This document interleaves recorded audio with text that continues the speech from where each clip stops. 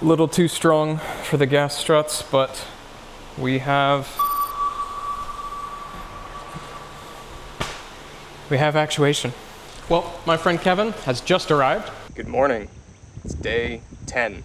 Can't actually believe it, but I've got Kevin with me, and we're about to watch a rocket launch.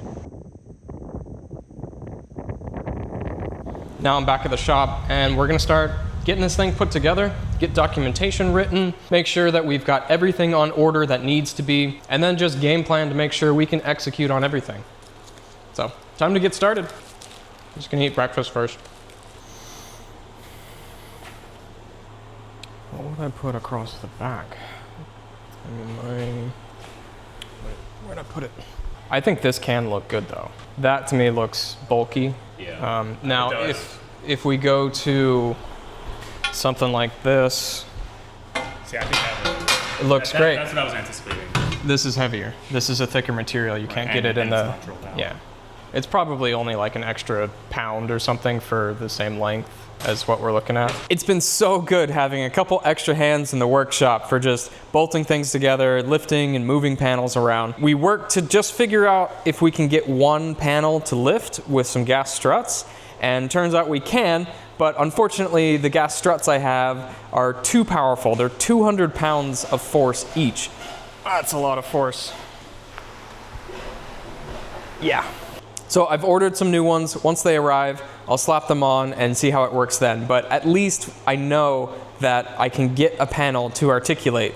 The other part of today was just figuring out the geometry. That's why I wanted to use this rack to test it, so I can change easily where that mount point is.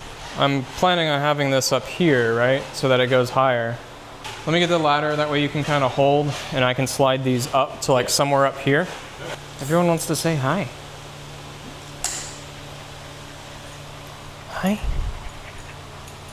Because if you tweak the geometry of a gas strut system, even just a little bit, it can completely change the force by like 100 or 200 pounds.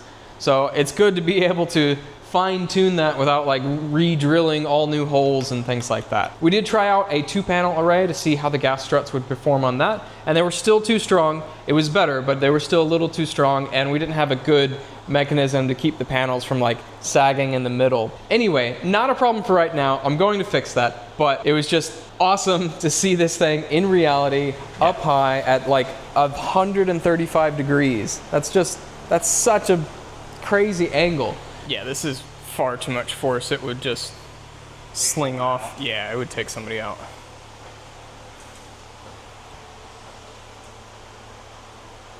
Okay. What about up here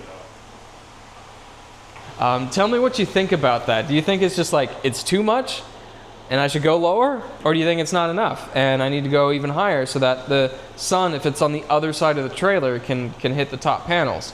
Let me know. I'm curious what you would do if you were in my shoes. Oh, today something else exciting happened. I finally sold off the original solar-powered lawn care trailer I built a while back. That's gone to a good home. My friend's gonna use it on his off-grid cabin, and I'll be doing some more videos with that one so that we can kind of see how it's performing over a length of time. There it goes.